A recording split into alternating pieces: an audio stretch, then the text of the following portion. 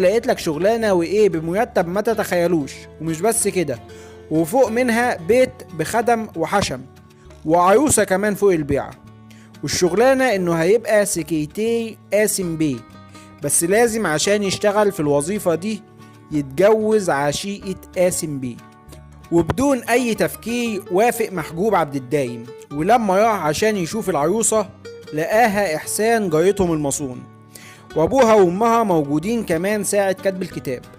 واحلى لقطة في الفيلم بقى ساعة كتب الكتاب القيوم بتبقى فوق راس محجوب عبد الدايم بالظبط. طيب احسان كانت ضعيفة ومجبرة على هذا الاختيار. ايه اللي ممكن يجبر واحد زي محجوب ده على حاجة زي كده؟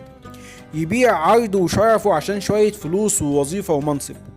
لا، ومش بس كده، ده قاسم بيه هيجي ينام مع مراته في الشقة في أي وقت كمان، ومحجوب مطالب منه إنه ما يبقاش موجود لما قاسم بيه